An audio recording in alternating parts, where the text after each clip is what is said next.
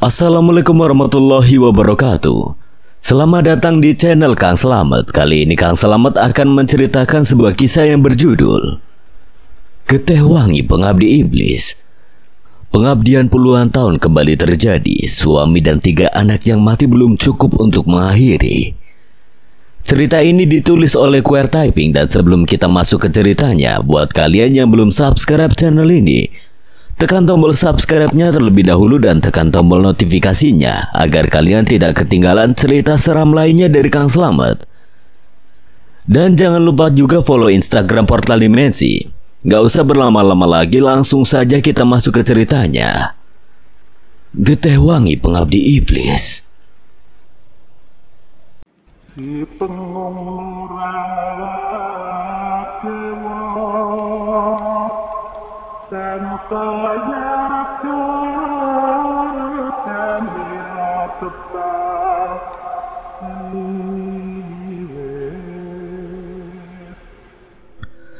Satu kali pukulan Budi mendarat di bagian leher belakang Mang Amo hingga membuat kepalanya terpental ke lantai dan mata Mang Amo melotot sekuat tenaga. Namun tidak membuat topi koboynya itu terlepas. Dengan cepat Budi mengambil pisau yang sudah berlumuran darah hitam itu. Akan aku habisi. Tunggu. Jujun, Ajo, Bah Pepen dan Kek Badrun sudah hampir keluar dari dapur, membuat Budi berlari sangat kencang, mencegah agar mereka tidak menangkap Mang Yana, Mang Ujang dan Mang Idim. Namun Budi langsung terdiam. Dengan langkahnya tiba-tiba berhenti manakala tidak mendengar suara apapun lagi dari arah pintu keluar. Hanya suara angin saja yang menerpa pepohonan yang ia dengar. Tidak ada cara cepat, Bud, kecuali ini agar Gama cepat sampai.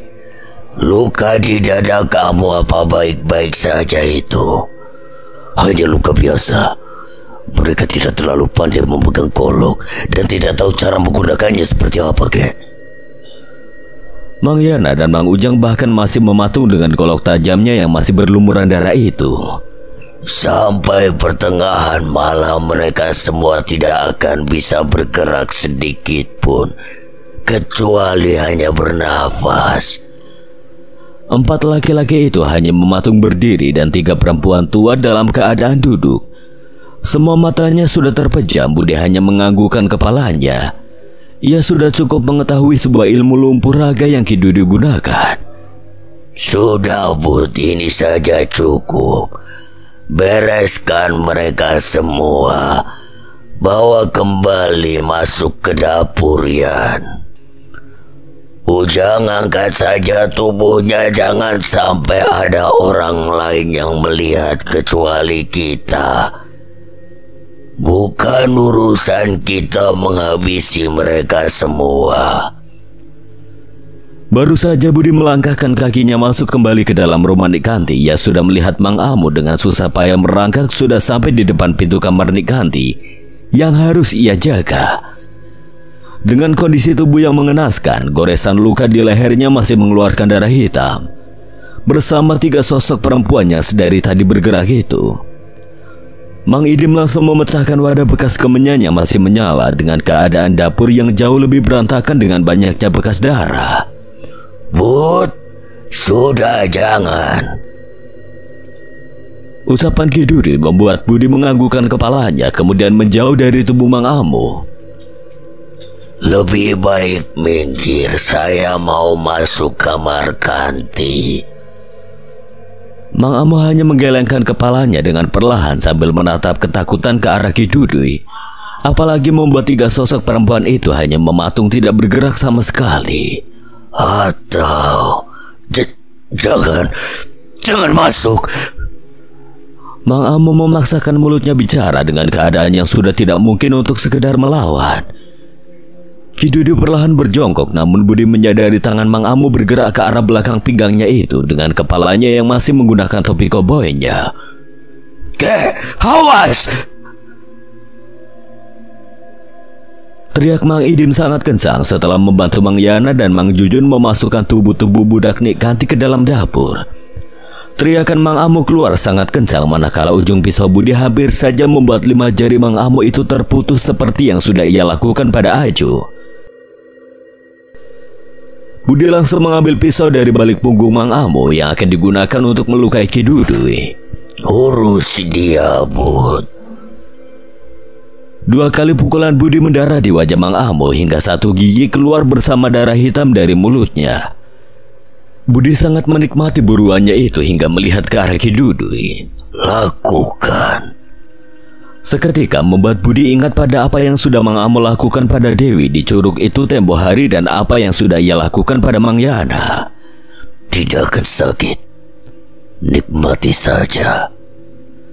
Bisik Budi di dekat telinga Mang Amo sambil membenarkan rambut gondrong yang sudah berantakan juga mengelap keringat yang membanjiri tubuhnya. Perlahan ia usapkan pisau andalannya yang penuh darah hitam itu pada baju yang dikenakan Mang Amo. Mang Amo hanya menggelengkan kepalanya, sudah mengetahui sesuatu jauh lebih buruk akan menimpa dirinya yang tidak bisa menjadi lawan yang sebanding berhadapan dengan seorang Jalu Kertajasa. Jangan. Mang Amo membuka mulutnya, sudah banyak mengeluarkan darah hitam itu. Suara teriakan Mang Amo untuk yang kesekian kalinya terdengar menggemparkan seluruh isi rumah. Bak pertanda yang akan diterima Nik Kanti atas apa yang sudah menimpa orang kepercayaannya itu di malam yang semakin pekat ini. Tenang, selanjutnya Nik Kanti akan bernasib sama. Bisik hati Budi dengan tangannya masih memegang pisau andalan yang sudah berlumuran darah hitam, hingga ia melepaskan topi koboi yang dikenakan Mang Amo dan menutupi bagian lehernya dengan perlahan. Ki Dudui, Mang Idim, Mang Ujang, dan Mang Yana hanya menggelengkan kepalanya setelah melihat jelas apa yang sudah Budi lakukan. Cepat, Dim. Gama pasti sudah menunggu. Nyai Curug Bentang sudah tidak peduli dengan keadaan rumah. Mereka hanya ingin persembahan malam ini terjadi. Biar Mang Idim yang buka, kek. Tunggu. Mang Idim mengeluarkan besi kecil yang sudah terlilit bak seperti kunci, langsung dimasukkan ke dalam lubang kamar Nik Kanti. Lemari kayak yang terakhir Gama pesan pada Budi juga laci depan cermin.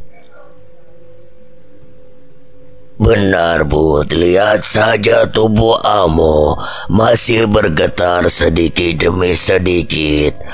Ajian ilmu yang diturunkan dari Nyai itu pada Nyi Kanti sedang bekerja. Entah mungkin jika tidak segera dicegah, mereka akan kembali dihidupkan oleh sosok itu. Ki Dudui mengatur keadaan tubuhnya setelah menggunakan kembali ilmu lumpuh raga. Suara pintu terbuka terdengar oleh Budi dan Ki Dudui, namun bersamaan 3 sosok perempuan yang awalnya hanya berdiam diri malah perlahan berjalan ke arah Budi dan Ki Dudui. Masuk, biar Idim dan Budi saja yang menahan mereka semua. Mang Idim membuka pintu dengan perlahan, bersamaan bau darah segar dan berbagai macam bunga langsung tercium menyengat, membuat 3 sosok perempuan itu berlari ke arah Budi untuk pertama kalinya. Budi melihat sosok itu berwajah hancur di bagian wajahnya dengan mengeluarkan darah hitam yang sama dengan Mang Amo. Bahaya, Mang. Tuh di sini. Saatnya. Bisik Mang Idim setelah mengetahui darah dari tubuh Dewi kemarin malam untuk mencegah 3 sosok perempuan itu masuk ke dalam kamar. Langkah kaki Gama terus bergerak cepat menginjak tanah leweng Carangkawangi setelah melihat dari kejauhan tubuh-tubuh yang dihantarkan oleh orang-orang setia pada Nik Kanti. Tubuh Nurwangi, Rudi, Dewi, dan Zihan diletakkan begitu saja di atas tanah tepat di pintu masuk menuju leweng itu.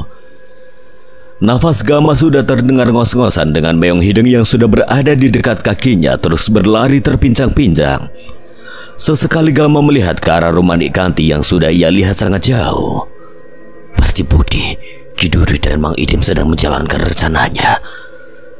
Seketika langkahnya terhenti dengan gelang gengge yang semakin terasa panas yang berada di dalam saku celananya. Begitu juga dengan sorban peninggalan Kilang Samana yang sudah ia lilitkan ke leher sudah penuh dengan keringat. Nik Kanti. Gama sudah melihat dari jarak yang tidak terlalu jauh. Nik Kanti yang mengenakan kardigan hitam dan sarung sinjang itu baru saja melepaskan ikatan pada rambut yang putih. hingga rambut panjangnya terurai berantakan setelah pandangan matanya melihat ke arah rumahnya. Tidak becus, kalian semuanya menghabisi manusia-manusia lemah itu, termasuk si Gondrong dan 2 orang tua. Nek Kanti kesal ia tidak mungkin kembali dan membatalkan persembahannya malam ini. Kardigan itu ia lepaskan dari tubuhnya dengan perlahan hingga tubuhnya hanya dililit sarung sinjang hitam bermotif bunga. Dirinya perlahan berjongkok ke arah tubuh Nurwangi yang masih terbaring tidak sadarkan diri. Pandangan mata perempuan tua itu terus saja menatap ke arah dalam lowong Carangkawangi. Ia seperti menanti sesuatu yang akan segera tiba. Luka apa itu? Gama dari kejauhan melihat seperti luka bekas goresan yang sangat panjang terdapat di punggung Nik Kanti. Kepala Meong Hideng tiba-tiba mengusap ke arah kaki Gama dengan pandangan mata kuningnya yang semakin menyala bak memberikan pertanda bahaya, membuat Gama berjongkok di balik satu pohon yang berada di dekatnya, sambil menunggu pertanda yang ia nantikan dari Ki Dudui, Budi dan Mang Idim. Cepat Kek, jangan sampai tubuh itu dibawa ke curug. Gama sudah semakin cemas mendapati keadaan Dewi istrinya yang sudah tidak bergerak sama sekali. Begitu juga dengan tubuh Nurwangi, Rudi dan Zihan. Gama berusaha mengendalikan dirinya, tidak ingin ia salah mengambil langkah dalam posisi genting seperti ini. Dengan hatinya terus mengucapkan zikir amalan yang diwariskan Ki Langsamana. Bodoh, kau pikir aku tidak tahu, wahai lelaki, kau bersembunyi di mana? Lihat ini, apa kau akan bergerak? Nik Kanti tiba-tiba menjambak rambut Dewi dengan kasar hingga kepalanya terangkat, kemudian membuka mulut Dewi lebar-lebar. Tangan Nik Kanti bergerak ke arah lipatan sarung sinjang yang menutupi tubuhnya itu, mengeluarkan gumpalan garam yang akan dimasukkan ke dalam mulut Dewi. Dewi! Gama tidak bisa menahan dirinya untuk hanya diam di balik pohon, apalagi kucing hitam sudah berjalan terpincang-pincang. Ia harus semakin dekat dengan tubuh Dewi. Baru saja Gama melihat jelas tangan Nik Kanti bergerak akan memasukkan sesuatu ke dalam mulut Dewi. Tiba-tiba angin kencang dari dalam lowong Carangkawangi hadir begitu saja bersama satu kali cahaya sambaran petir, membuat Nik Kanti bersimpu di arah lowong dan membuat Gama langsung berjongkok kembali berdiam di balik pohon terdekat. Jambakan tangannya di rambut Dewi ia lepaskan begitu saja hingga kepalanya terjatuh menyentuh tanah dengan mata Dewi yang masih tertutup rapat. Siapa yang datang? Gama sudah bermandikan keringat, berlawanan dengan udara dingin yang semakin hadir bersama angin yang semakin kencang dan beberapa kali cahaya petir dari arah lowong. Gama terus berusaha mengendalikan dirinya walaupun Nik Kanti memperlakukan Dewi seperti barusan, tetap saja ia menahan dirinya untuk bergerak. Karena menunggu Ki Dudui, Mang Idim dan Budi tidak ingin keinginannya itu malah membahayakan nyawa mereka berempat. Tubuh Nik Kanti langsung bersimpu dan tertunduk ke arah lowong. Asap kental bak kabut yang terlalu dini hadir tiba-tiba memenuhi seluruh isi lowong Carangkawangi malam ini. Hembusan anginnya terus saja menggerakkan selendang hijau yang menempel di salah satu perempuan yang mendekat ke arah Nik Kanti. Saya datang di pintu masuk membawa sesajen tumbal nyawa untukmu, Nyai. Dengan bibir yang gemetar ucapan itu keluar dari mulut Nik Kanti dengan perlahan tanpa ia berani melihat sosok Nyai yang sesungguhnya. Sosok yang sudah ia nantikan setelah anak perempuan terakhir, yaitu Ibu Nurwangi yang ia berikan beserta nyawanya pada sang Nyai. Tanpa mengeluarkan satu patah kata pun, perempuan yang mengenakan pakaian seperti ratu itu menggerakkan tangannya hingga membuat kepala Nik Kanti terangkat kuat bersama rambut putih berantakannya itu seperti ada yang menjambaknya dari belakang. Saya ingin semuanya, termasuk keturunan adik Guna Rusdi Laksamana, bawa semuanya hidup-hidup. Maka semua Getewangi untuk keabadian kamu, Surti Kanti Widiarsi. Di bawah air terjun saya menunggu. Segala kehidupan yang kamu inginkan akan saya wujudkan malam sekarang juga. Nik Kanti hanya menganggukkan kepalanya sekuat tenaga. Ia berusaha sekuat mungkin melihat wajah Nyai dengan matanya yang terus mengeluarkan air akibat menahan rasa sakit pada jambakan rambutnya dan kepalan pada rahangnya itu walau tanpa wujud. Kepalanya dengan asap kabut yang terus mengikutinya itu semakin tebal. Tiba-tiba kepalanya berada di samping Nik Kanti. seperti membisikkan sesuatu hingga membuat Nik Kanti tersenyum lebar, kemudian melihat ke arah tubuh Nurwangi, Rudi, Zihan dan Dewi. Juga melihat ke arah di mana Gama sedang memejamkan matanya bersama Meong Hideng berada tepat di sebelahnya. Saya bawa semuanya untuk Nyai. Satu kali selendang itu dikibaskannya tepat di wajah Nik Kanti, membuat tubuhnya berkali-kali lipat merasakan sebuah asupan sosok penjaga Nyai ke dalam tubuh Nik Kanti. Nyai langsung kembali masuk ke dalam lewang setelah menganggukkan kepala kepada Nik Kanti, persetujuan bahwa ia kembali diterima dan harus segera melaksanakan bisikan barusan dengan segera. Mereka semua yang kamu habisi adalah harga sebanding dengan mereka semua. Nik Kanti tersenyum lebar tanpa mengusap air matanya. Ia langsung mengusapkan tangannya pada wajah Nurwangi, hingga tubuhnya dengan cepat langsung bangkit dengan matanya langsung terbuka dengan merah. Hal yang sama dilakukan pada Rudi, Zihan dan Dewi. Mereka berempat langsung tunduk di hadapan Nik Kanti. Langkah Nurwangi, Rudi, Zihan dan Dewi berubah seperti sedia kala, mengikuti langkah Nik Kanti yang menginjakkan kakinya di atas leweng carangka dengan membawa persembahan itu. Cepat! Tubuh Nik Kanti sudah terbagi dua dengan penjaga paling setia yang dimiliki sang Nyai. Seketika dari kejauhan, Gama membuka matanya. Ia sudah mengetahui dari setiap tubuh Nurwangi, Rudi, Zihan dan Dewi ada yang menjaganya. Sosok hitam dengan kepala pelontos terus mengikuti langkah mereka semua. Gama langsung berlari ke arah Nik Kanti yang tidak terlalu jauh dan diikuti Meong Hideng yang berlari terpincang-pincang. Karena tidak bisa lagi menunggu kedatangan Ki Dudui, Mang Idim dan Budi dari rumah Nik Kanti, namun baru saja ia akan memasuki leweng Carangkawangi. Satu kali pukulan keras tiba-tiba menghujam bagian perut Gama hingga ia terpental dan tertahan sebuah pohon. Kejar dan awasi. Gama mengelus kepala Meong Hideng membuat ia langsung berlari terpincang-pincang masuk ke dalam leweng Carangkawangi. Kamu semua bakal mati di tanah di mana saya ada terlebih dahulu. Getih wangi itu bakal ada terus-menerus, manusia biadab. Bisikan itu terdengar di samping telinga Gama dengan jelas sambil ia menahan rasa sakit di bagian ulu hatinya itu. Pukulan kedua yang bersarang di perut Gama membuat mulutnya mengeluarkan darah sampai mengenai sorban yang terikat di bagian lehernya. Suara lengkingan tertawa perempuan Gama dengar dan lihat dari Nik Kanti yang melihat ke arah Gama dari dalam lewang. Sementara Nurwangi, Rudi, Zihan dan Dewi terus berjalan ke arah curug, membuat Gama memaksakan tubuhnya terbangun. Namun ia kembali mendengar tertawa kencang dari arah satu-satunya gubuk yang terdapat di samping perkebunan teh. Rasa sakit dan darah terus keluar dari mulut Gama akibat serangan yang dilakukan Nik Kanti. Gama melihat sebuah tali melingkar menggantung di pohon yang berada di belakang gubuk dengan jasad perempuan yang sudah tergantung. Namun matanya tiba-tiba melihat sebuah bayangan kepalan tangan yang akan menghantam wajahnya dengan jarak yang dekat, membuat ia sekuat tenaga menghindar. Sebuah tongkat tiba-tiba menghantam bayangan itu dengan melayang di hadapan Gama. Rasa sakit dan nafas Gama yang ngos-ngosan langsung melihat banyaknya ular-ular mendekat ke arahnya.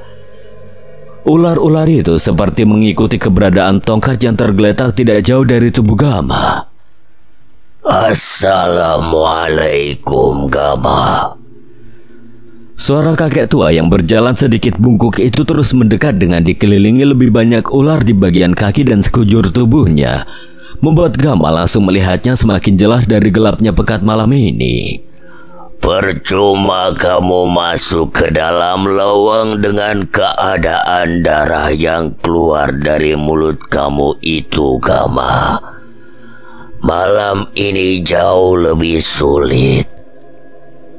Hampir saya lupa kamu keturunan Kilang Samana. Segala ilmu beliau satu persatu kamu kuasai, Gam.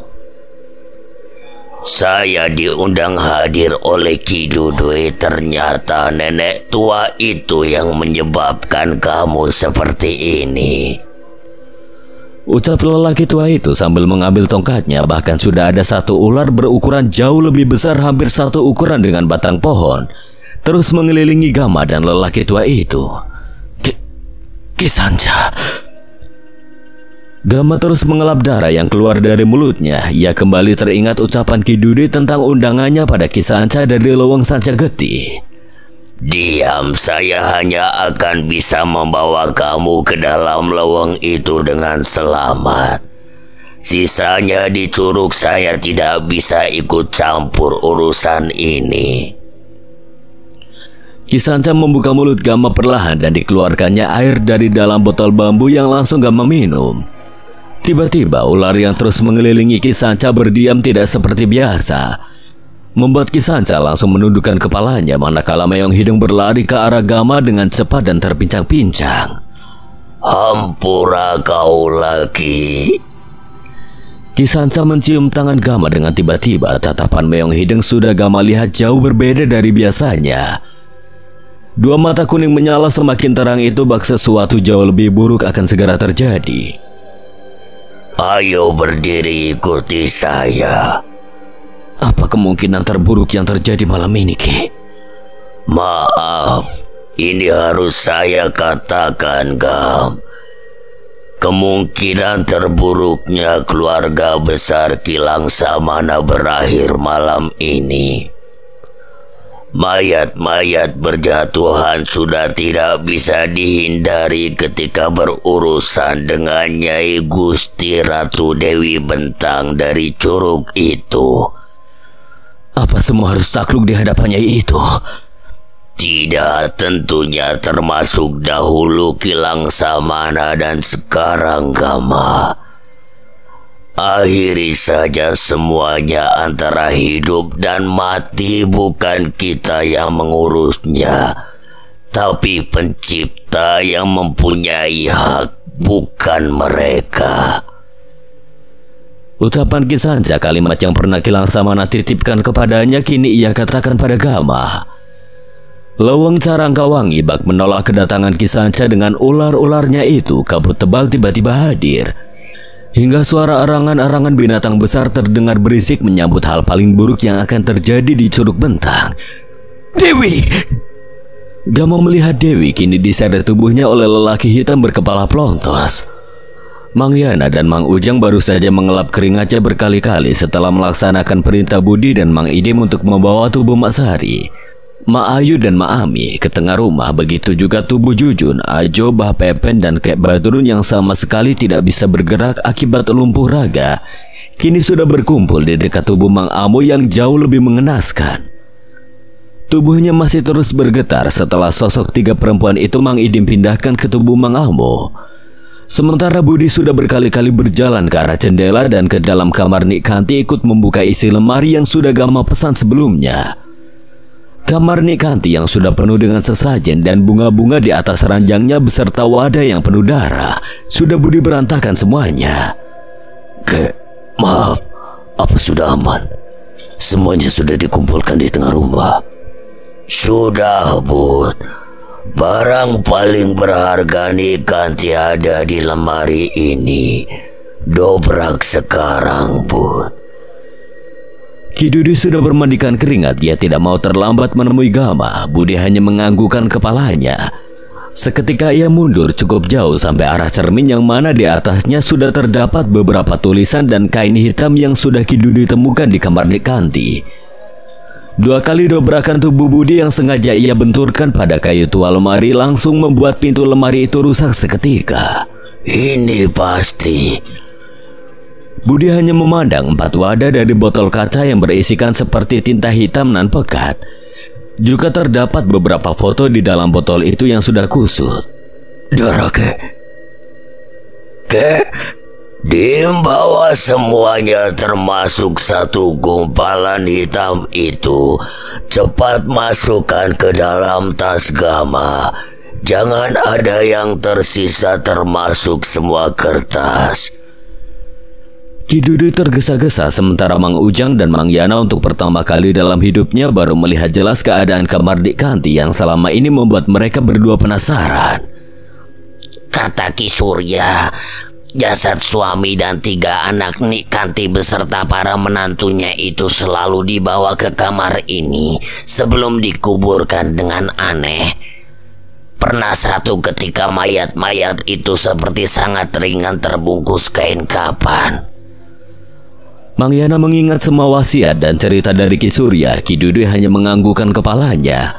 Ucapan Mang Yana bak sebuah bukti dari penglihatan Ki Dudui. Semua benda yang berada di kamar Nik Kanti merekam kekejaman Nik Kanti yang sudah berpuluh tahun itu. Suara bisikan dan teriakan kesakitan sedari tadi sudah Ki Dudui rasakan, namun ia kembali abaikan karena tujuannya adalah menemui Gama sebelum berhadapan dengan Nik Kanti. Ki Sanca sudah tiba. Ular besar sudah Idim lihat kek semakin jelas. Mungkin keadaan Gama juga tidak baik, masih tertahan di pintu masuk. Kalian jaga di sini, tutup rapat kamar ini. Jangan pergi kemanapun, bantu kami semua, Yana. Ujang. Mang Idim dan Ki Dudui langsung tergesa-gesa keluar dari kamar setelah membawa semua benda yang ada di dalam kamar dan di atas laci cermin, menyisakan Budi yang masih mematung di depan lemari.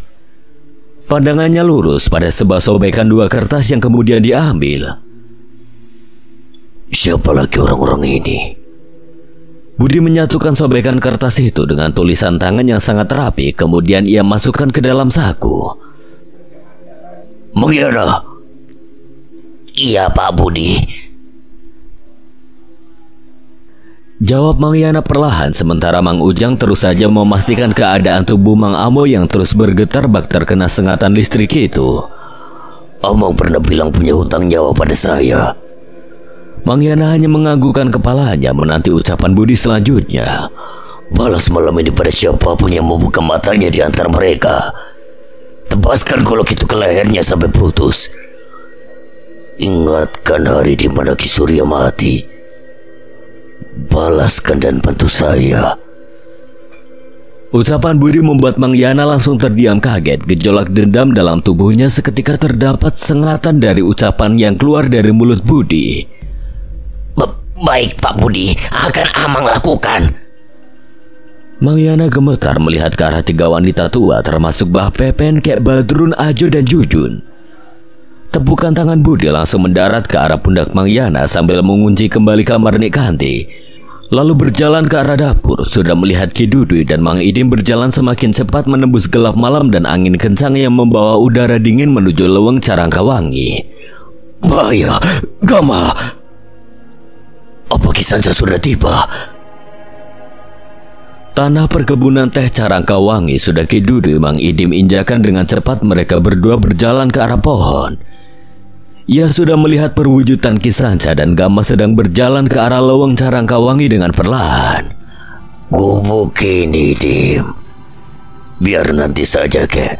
Mereka semua berasal dari sana. Mang Idim terus membantu Ki Dudui berjalan cepat. Lain halnya dengan Budi yang sudah hampir sampai di depan gubuk. Ia sudah melihat sebuah tali menggantung di satu-satunya pohon besar di belakang gubuk, membuat Budi hanya menganggukkan kepalanya saja berkali-kali. Dari sana ternyata Kanti. Akan aku gantungkan kembali lehermu. Budi sudah sangat penasaran untuk berhadapan dengan Nik Kanti. Mereka sudah masuk, kek. Mang Idim ngos-ngosan ketika sampai di satu pohon yang sebelumnya Gama gunakan menahan tubuhnya itu bersama Ki Sanca. Sanca datang tepat waktu. Panggilan kakek tidak ia abaikan. Benda dalam tas itu harus sampai di tangan Gama beserta 2 botol air minum itu, Dim. Kek, itu darah Gama.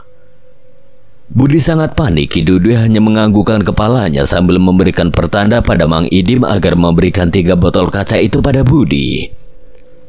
Bawa dan berikan pada Gama di dalam sana, Bud. 2 botol ini kamu minum masing-masing dengan Gama habiskan. Jaga Gama, Bud. Bawa semuanya selamat. Ki Dudi menatap lemah ke arah leweng Carangkawangi setelah ia menggunakan banyak tenaga dan mengeluarkan ilmu lumpur raga itu. Tapi Ki Dudi sudah mengetahui maksud ucapan Budi itu membuat ia hanya mengeluarkan senyumnya. Tanpa aturan, habisi. Budi seolah mendapatkan restu membuat ia langsung berjalan dengan cepat masuk ke dalam leweng meninggalkan Ki Dudi dan Mang Idim. Pandangan Budi sudah lurus sambil terus berlari ke arah kabut dalam leweng. Rasa dingin yang menusuk kulitnya sudah tidak ia pedulikan, apalagi luka bekas golok di dadanya itu sudah semakin rapat. Kesana. Budi terus berlari dengan rambut gondrongnya yang terus ikut bergerak itu. Kedatangannya beberapa hari ke belakang ke dalam leweng Carangkawangi membuat ia hafal beberapa patokan pohon yang sengaja ia berikan tanda sebuah sayatan di batangnya itu. Kabut tebal yang tidak masuk di akal dan beberapa kali angin kencang berhembus mengisi dalam leweng membuat Budi sesekali terhalang pandangannya itu. Hingga ia melihat sebuah pohon besar dan dua orang yang sedang berdiam diri. Sialan, Kanti sudah membawa tubuh Dewi ke curug. Budi kesal ketika ia melihat ke arah rumput bekas pijakan langkah kaki.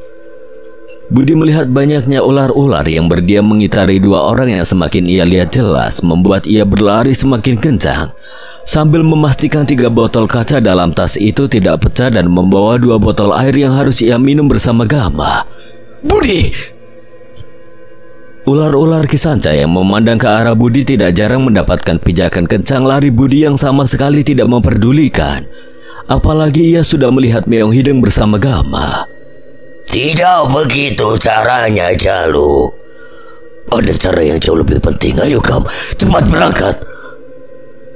Tanpa saya kalian tidak akan masuk dalam kawasan kerajaannya Jalu. Bawa kami ke sana dan berhenti memanggil saya dengan sebutan nama itu. Percuma nikah dia akan membuat kalian mati, terutama kamu, Jalu. Atau aku buat kau mati sekarang, bajingan. Dengan mudah tubuh Budi sudah berada di balik punggung bungkuk Kisanca dengan pisau andalannya berada di lehernya. Jangan main-main, Jalu, dengan saya. Budi, sudah cukup. Gama berdiri dari duduknya karena mengetahui Budi tidak akan berkhianat pada ucapannya. Satu kali sayatan kecil berhasil keluar dari leher Kisanca membuat ia akan menggerakkan tongkatnya. Gerakan saja tongkat itu. Akan aku buang mayatmu di hutan ini. Budi, sudah dengarkan aku. Ada benarnya Kisanca. Seketika tongkat Kisanca diketukannya di atas tanah hingga membuat kabut di depan Gama terbuka begitu saja, memberikan jalan dan ruang untuk mereka berdua bergerak. Bawa mayat Nikanti, jangan hanya berani pada saya, Budi. Budi hanya menganggukkan kepalanya dengan perlahan. Sengaja saya ingin tahu keberanian kalian berdua sejauh apa. Ternyata sudah cukup. Saya hanya bisa mengantar kalian sampai di sini. Air curug di sana akan berhenti suaranya. Itu pertanda kalian sudah sampai di Curug Bentang. Cepat masuk, akan saya ketukan lagi tongkat ini.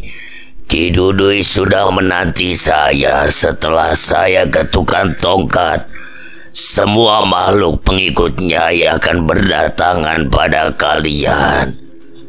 Darah kalian berdua dinantikan oleh seluruh penjaga di sini. Doakan Kamaki dan maafkan darah di leher Aki atas perlakuan Budi. Semoga darah hitam lebih banyak keluar dari leher Nikanti dan saya akan senang, Gam. Hati-hati dan bawa semuanya selamat. Saya menanti di sini. Nanti bersama Ki Dudui. Kisanca tersenyum. Ia kembali mengingat bagaimana Ki Langsamana selama hidupnya yang murah akan minta maaf itu turun kepada Gama. Kabut nan tebal bersama malam yang sudah sedari tadi tiba itu kini menyuguhkan hal yang paling tidak masuk akal di penglihatan Gama dan Budi yang terus berjalan menuju Curug Bentang. Langkah terpincang-pincang Meong Hideng mengikuti Gama dari belakang, namun suara langkahnya sudah tidak biasa lagi. Dengan mata kuning yang semakin menyala terang. Sudah saja, tutup lagi. Maju saja apapun yang terjadi, Gam. Tunggu, Bud. Lihat di depan. Suara langkah Meong Hideng semakin terdengar. Gama hanya menganggukkan kepalanya ke arah belakang di mana wujud Meong Hideng perlahan membesar, membuat penampakan makhluk-makhluk hitam dengan kepala pelontos itu perlahan mundur. Suara aungan Meong Hideng sudah memberikan pertanda pada siapa saja makhluk di dalam lawang agar tidak mendekat. Cepat, Bud, di depan seharusnya kita sampai. Gama sudah mendengar suara air curug semakin deras namun perlahan menghilang sesuai apa yang dikatakan Kisanca sebelumnya. Suara aungan Meong Hideng terus saja menjaga langkah Gama dan Budi, namun kini suara itu ikut perlahan menghilang. Sampai, Bud. Lihat.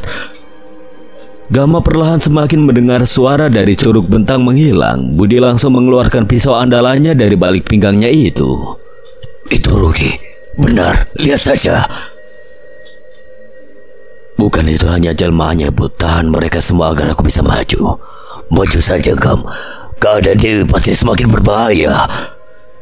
Perwujudan Rudi dari darah yang keluar di pergelangan tangannya itu digunakan makhluk penjaga curug untuk menghalang Gama dan Budi. Tubuh Rudi sudah bertelanjang dada. Seluruh wajahnya hitam langsung berlari ke arah Budi yang sedang menghabiskan air putih dalam botol. Pergi, jangan pedulikan aku, Gam. Budi berlari ke arah 4 sosok berkepala pelontos dengan mata yang menyala merah. Tujuan Gama adalah sebuah jalan terjal untuk sampai ke curug yang kini tertutup kabut semakin kental. Dengan suara sunyi lawang yang sama sekali tidak mengeluarkan suara, angin kencang tiba-tiba menghilang begitu saja. Tubuh Budi baru mendarat sebuah pukulan kencang, bahkan ia sangat heran dengan gerakan perwujudan makhluk yang menyerupai Rudi bisa bergerak cepat bak cahaya kilat. Budi! Gama melihat tubuh Budi tertahan pohon. Budi hanya menggerakkan tangannya agar Gama tetap berjalan maju dan menganggukkan kepalanya pada Gama.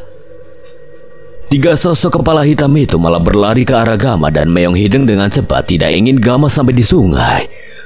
Bukan sosok sembarangan ini. Budi perlahan kembali menggerakkan tubuhnya.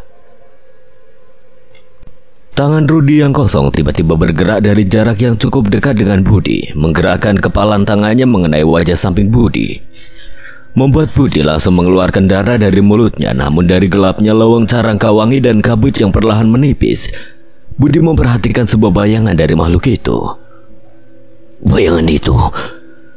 Budi mengelap darah dari mulutnya. Ia sedang menunggu waktu yang tepat untuk semakin dekat dengan tubuh perwujudan Rudi itu yang semakin mendekat dengan wajah yang kini terlihat hancur, banyak mengeluarkan darah hitam.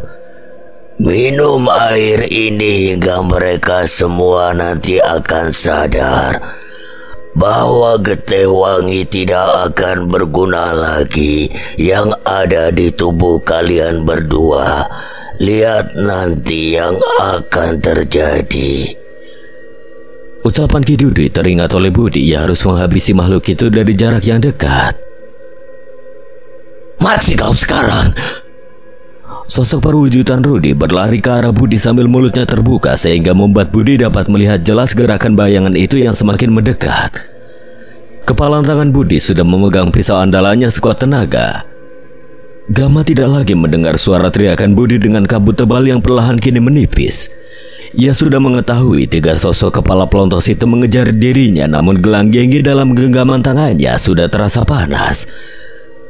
Begitu juga dengan Meong Hideng yang terus berjalan mengikuti langkah Gama. Di sana, Gama sudah melihat sebuah sungai sambil terus berjalan turun dengan cepat, namun tiba-tiba Gama menghentikan langkahnya manakala melihat tubuh Nurwangi, Rudi, Zihan, dan Dewi terbaring di atas tanah dekat dengan curug dan sebuah gua yang kini mengeluarkan cahaya merah. Di sana tempatnya. 1 kali tendangan kuat mendarah di bagian perut Gama hingga kepalanya tertunduk. Untuk kesekian kalinya pukulan itu sama sekali tanpa perwujudan. Lengkingan suara kencang Nikanti sudah Gama lihat berjalan melewati bebatuan dari dalam gua di balik derasnya curug bentang. Dengan sinjang yang menutupi seluruh tubuhnya itu sudah basah termasuk rambut panjangnya. Senyum dan tawa Nikanti berkali-kali membuat seluruh penjaga Nyai menampakkan wujud dari setiap gelapnya malam ini, dan kabut yang perlahan menipis membuat Gama berusaha berdiri sambil menahan rasa sakit di bagian perutnya. Gama, awas! Teriakan suara Budi sudah Gama dengar hingga ia membalikkan tubuhnya. 3 sosok pelontos sudah berlari ke arah Gama. 3 kali sayatan pisau andalan Budi mendarat di bagian leher belakang sosok pelontos hitam itu. Kemudian pisaunya ia tarik hingga bagian punggung, dan seketika menjadi gumpalan darah yang kental di atas tanah. Kakek sudah di belakang bersama Wang Idim dan Ki Sanca. Cepat hadapi Nikanti, aku bisa menahan sampai sini. Cara barusan agar sosok itu kembali menjadi darah dari tubuh Nurwangi, Gam. Ucapan Budi membuat Gama langsung minum 1 botol air dengan cepat, apalagi ia sudah semakin jelas melihat tubuh Nurwangi. Rudi, Zihan, dan Dewi baru saja dibangkitkan oleh Nikanti. Botol ini, Bud. Tidak tahu, Gam. Kakek hanya menyuruh aku menyampaikan pesan itu. Cepat turun, Gam. Budi semakin panik melihat Nikanti sudah berdiri menunggu berhadapan dengan Gama.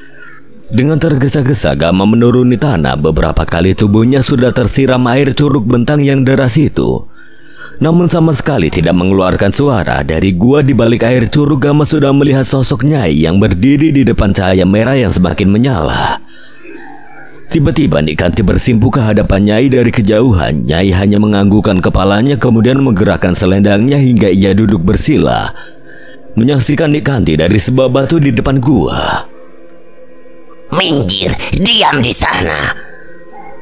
Teriakan Nikanti membuat Zihan, Rudi, dan Dewi bergerak ke tepian tanah di dekat sungai yang deras.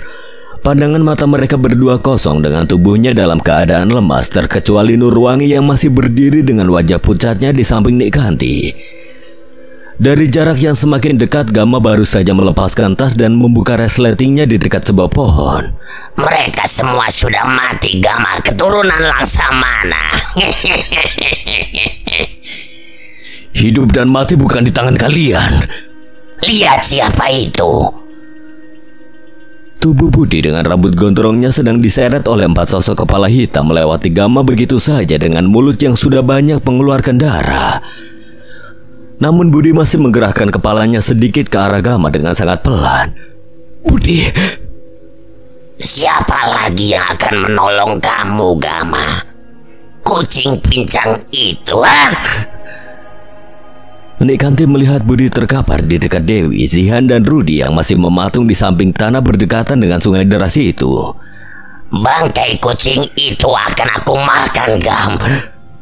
Nikanti berjalan mendekat ke arah Gama diikuti Nurwangi yang terus mengeluarkan darah dari pergelangan tangannya. Gama masih terdiam memperhatikan apa yang selanjutnya akan terjadi. Ia menyadari semua kekuatan Nikanti berasal dari darah yang terus menetes di pergelangan tangan Nurwangi itu. Mereka sudah aku persembahkan dan kamu akan mati. Nikanti langsung menggerakkan tangannya hingga angin kencang menerpa tubuh Gama. Pohon yang tidak mempunyai ukuran tidak terlalu besar itu ikut melengking sambil menahan tubuh Gama. Persembahan sudah terjadi, Gama. Akan aku hanyutkan 3 tubuh manusia itu agar getih wangi tercium mengalir sepanjang sungai. Paham? Nikanti sudah dekat dengan tubuh Gama yang terduduk lemas, dan kini dengan sekuat tenaga kaki Nikanti menendang kepala Meong Hideng sampai terpental jauh. Sudah waktunya kamu mati, Gama. Seketika gerakan tangan Nikanti mengarahkan ke bagian perut Gama yang sudah melihat Meong Hideng jauh di tubuhnya. Gama hanya menahan pukulannya itu sambil mengeluarkan darah mengenai sorbannya itu yang akan dilepaskan oleh Nikanti agar terlihat bagian lehernya, namun Gama sama sekali tidak bergerak. Tangan Nikanti mengeluarkan pisau kecil diikuti Nurwangi yang semakin mendekat. Tanpa Nikanti sadari, tangan Gama meraih 1 botol kaca yang berisikan foto yang kusut dan darah hitam yang sudah mengering. Mati kau! Botol kaca itu mendarat tepat di tengah kepala Nikanti dengan kencang hingga pecahan kacanya mengenai tanah. Seketika membuat Nurwangi langsung merangkak dan menjilati isi dalam botol itu hingga mulutnya berdarah terkena pecahan kaca. Bajingan Gama, dari mana kamu temukan itu? Lemari itu tidak bisa terbuka oleh siapapun. Botol kaca kedua segera Gama pecahkan di atas kepala Nik Kanti dengan sangat kuat hingga kepala Nik Kanti mengeluarkan darah hitam. Salah besar Gama itu akan membuat saya semakin kuat, bodoh. Wajah Nik Kanti sudah berlumuran darah hitam mencekik leher Gama. Sisa ujung botol yang tajam itu Gama sayatkan dengan kencang ke arah perut Nik Kanti sambil terus memegang gelang gengge yang semakin terasa panas. Tidak akan mempan Gama.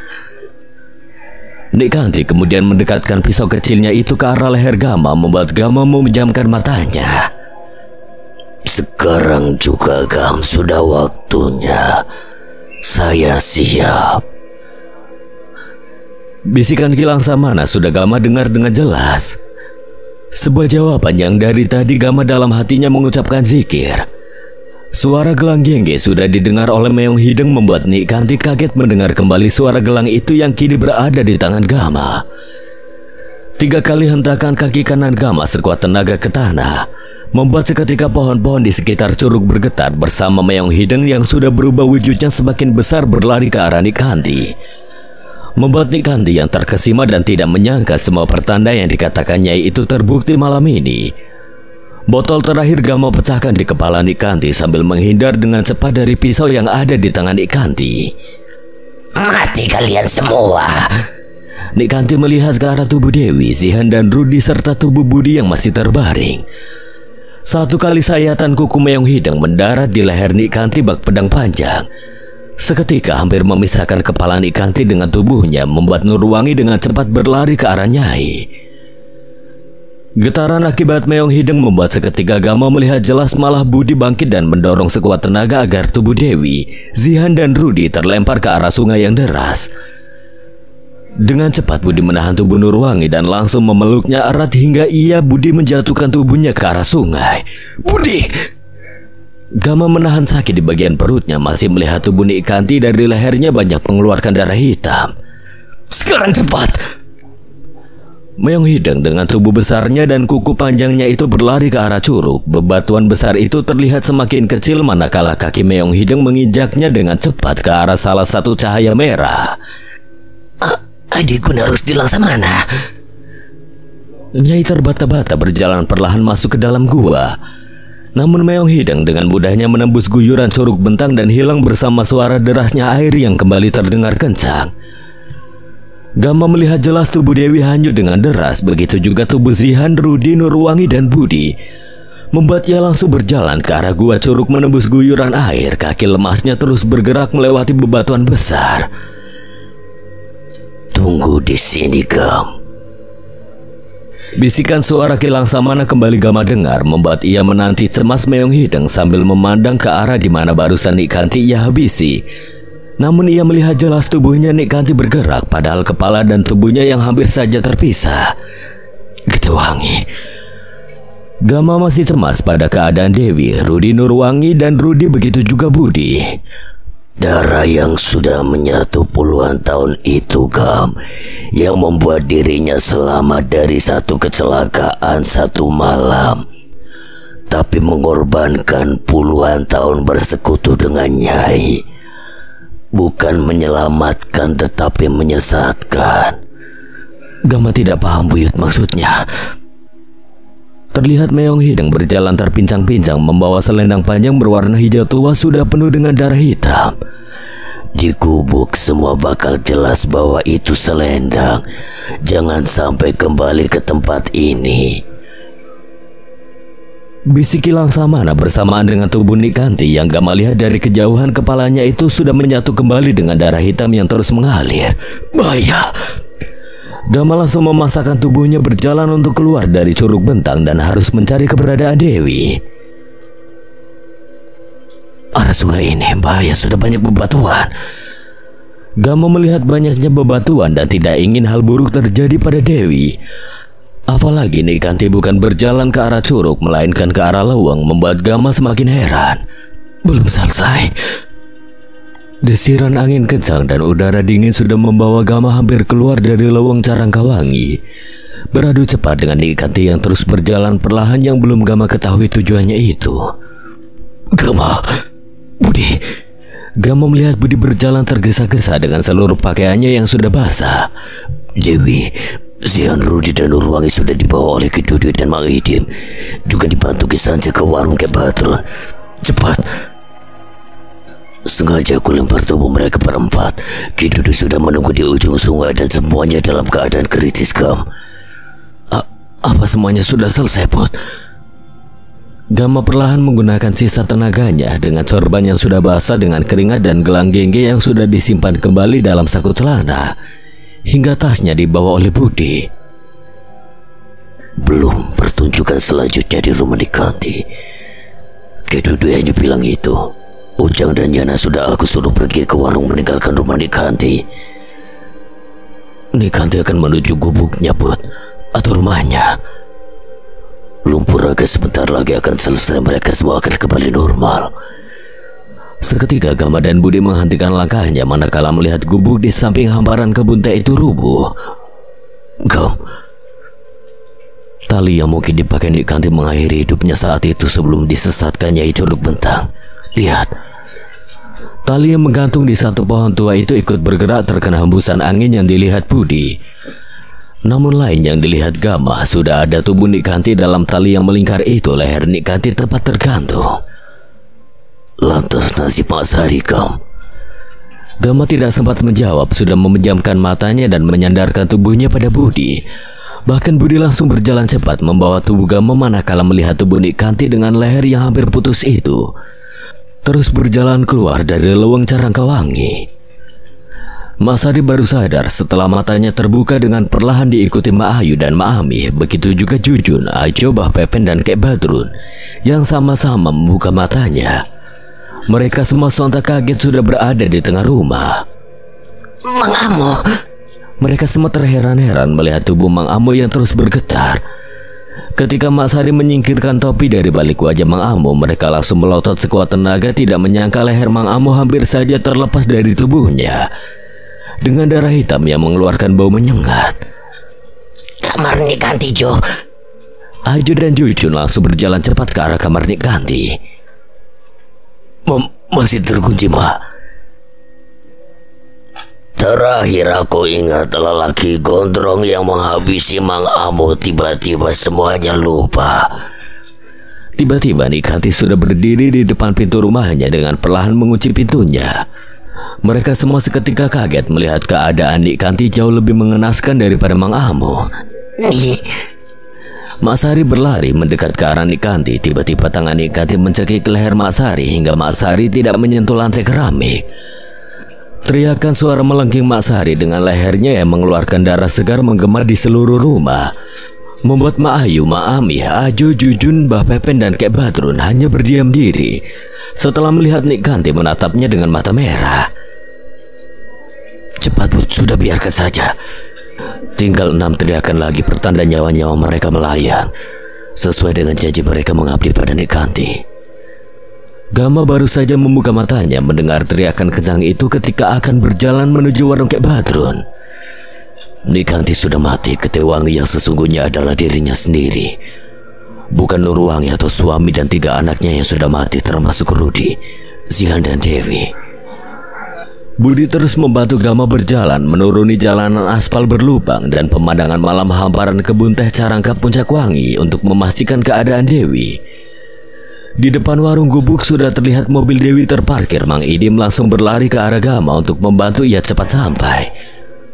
Mang, Dewi, selamat, tapi semua kondisinya parah, Gam. Ayo cepat naik, semoga sampai rumah dengan cepat. Mang Idim membuka mobil. Sudah terdapat Dewi, Nurwangi, Rudi dan Zihan, juga Mang Ade yang sudah banjir keringat setelah dikabari Mang Idim untuk segera menjemputnya. Untung kalian cepat sampai sebelum pergantian hari. Kita harus pergi dari tempat ini malam ini juga, ucap Ki Dudui diikuti Ki Sanca yang menundukkan kepalanya. Kemudian Mang Yana dan Mang Ujang mengikutinya. Tunggu, Kek. Ini maaf, Ada sobekan kertas yang Budi ambil tertinggal di lemari Nikanti, bertuliskan 5 nama. Budi memberikan kertas itu membuat Ki Dudu langsung melihatnya dan ditunjukkan kepada Ki Sanca. Mang Yana dan Mang Ujang langsung membuat mereka semua menganggukkan kepalanya secara bersamaan. Mereka yang telah menyetubuhi Nikanti saat muda, menyayat pergelangan tangannya, menyiksa seluruh tubuhnya dengan pisau tanpa ampun, hingga Nikanti diselamatkan oleh Nyai Curug Mentang itu. Tapi penyelamatan itu berubah dendam Getewangi sebanding dengan segala keinginan Nikanti, sampai terjadi puluhan tahun sampai malam ini. Semua ucapan Ki Dudu adalah jawaban dengan apa yang sudah Gama lihat sebelumnya dengan tali di pohon dekat dengan gubuk itu. Pohon dan gubuk itu kayak termasuk tali. Iya, malam di mana Nikanti akan mengakhiri hidupnya. Ia diselamatkan oleh selendang di tangan kamu itu. Sebenarnya sejak malam itu Kanti sudah mati, namun dihidupkan oleh dendam yang salah. Setiap nyawa-nyawa 5 orang itu hilang dengan cara keji. Kanti berhak dan menghalalkan nyawa anak-anak perempuannya. Beruntungnya Nurwangi adalah Getiwangi terakhir yang bisa kita selamatkan atas pertolongan yang maha kuasa. Pergi saja dulu, aku berjaga sampai beberapa hari di kampung ini. Saya akan berikan kabar secepatnya pada Amang Idim tentang keadaan kampung yang besok pagi akan gempar. Semua barang-barang Dewi dan Zihan beberapa hari ke depan akan saya antarkan, Mang, dan akan menjaga juga melindungi nama Ki Dudui, Budi Pak Gama, dan Mang Idim juga Ki Sanca. Seketika mobil melaju perlahan meninggalkan kampung Ujung Hejo dengan keadaan Nurwangi, Zihan, Rudi, dan Dewi yang belum sadarkan diri. Apa semua ini sudah berakhir? Sudah, dengan syarat Nurwangi sepanjang hidupnya tidak boleh menginjakan kaki di tanah itu lagi. Semua berkas-berkas di lemari Nikanti Bang Idim amankan. Setelah sadar akan diberikan pada Nurwangi. Nurwangi bukan ingin tahu kenapa orang tuanya mati, tapi memberikan jalan agar Nikanti bersama Getiwanginya itu tidak terjadi lagi. Gama terus memperhatikan keadaan Dewi. Hamparan kebun teh dengan udara dingin membawa petaka lama yang berasal dari dendam perempuan cantik bernama Surti Kanti Widiarsi. Hingga segala kecantikannya itu menjadi luka mendalam setelah hidupnya dihabisi malam itu. Jiwa dan raganya kotor oleh 5 laki-laki biadab, namun garisan takdir ia diselamatkan oleh Nyai manakala akan mengakhiri hidupnya. Darah-darah yang berceceran itu perlu harga sebanding dengan keinginan dendam Nikanti yang harus terpenuhi. Hingga puluhan tahun berlalu, setiap nyawa melayang dari seluruh pelaku, Kanti perlu memberikan nyawa anaknya sendiri agar Getiwangi tercium kembali. Setelah 4 hari berlalu, keadaan Nurwangi, Rudi, dan Zihan mulai membaik, begitu juga Dewi yang sudah sadarkan diri. Setelah dibantu oleh rekan Zihan dari tenaga medis karena perlu pemulihan cepat setelah mereka semua tidak sadar atas apa yang terjadi. Aku menerima semuanya, Kek, ucap Nurwangi perlahan setelah Ki Dudu menjelaskan semuanya tentang apa yang terjadi di kampung Ujung Hejo, tepatnya di rumah Nikanti. Cara pencipta bekerja adalah yang terbaik untuk kita, Nurwangi. Kanti sudah lama mati, warga kampung sudah gempar. Tubuhnya ditemukan kembali tergantung pada sebuah tali di pohon dekat gubuk yang sekarang sudah rubuh, di mana Nikanti mulai perlahan membalaskan dendam. Beberapa hari ke belakang, Ki Dudu selalu menerima kiriman 3 botol air dari seorang pemuda yang selalu menggunakan motor bebek tua dengan tingkah yang sangat sopan, namun sama sekali pemuda itu tidak pernah masuk, hanya sampai gerbang. Air itu digunakan untuk Nurwangi, Rudi, Zihan, dan Dewi memulihkan keadaannya Sementara luka mereka mendapatkan perawatan dari Mang Idim lewat ramuan dedaunan, tidak jarang membuat orang tua Zihan berkunjung setiap pagi dan sore melihat keadaan anaknya itu. Aku berjaga malam ini, Gam. Ucap Budi perlahan ketika Gam akan masuk ke dalam musola untuk memanjatkan doa pada Sang Pencipta agar kesembuhan Dewi. Baik, Bud, kita sama-sama belajar dari Ketewangi. Dan mungkin ini tidak akan menjadi pelajaran terakhir kita. Kamu harus segera menguasai lumpur raga. Usia Ki Dudi sudah semakin menua, Gam. Ucapan terakhir Budi membuat Gama memejamkan matanya sambil mengucapkan zikir amalan yang selalu ia panjatkan setiap malam, hingga matanya terus terlelap gelap dengan tarikan nafas yang ia atur perlahan. Dalam gelapnya mata Gama Malaya mendapati Budi dengan rambut gondrongnya itu duduk di sebuah teras rumah panggung. Budi, ucap Gama perlahan seketika kaget melihat seekor monyet bergerak dengan cepat berpindah dari satu pohon ke pohon lainnya. Lihat siapa itu kami yang datang. Hei, Mamang Gondrong! Terlihat seseorang dengan mengenakan sarung lusuh yang tersampai di bahunya itu. Diikuti seorang lelaki sedang memegang keris mengikuti langkah lelaki bersarung sambil melemparkan senyum ke arah Gama dan Budi. Sekian dan terima kasih buat QR Typing yang telah mengizinkan saya membawakan ceritanya. Apabila ada kesalahan atau kekurangan, Kang Selamat memohon maaf sebesar-besarnya. Akhir kata Kang Selamat pamit undur diri. Wassalamualaikum warahmatullahi wabarakatuh.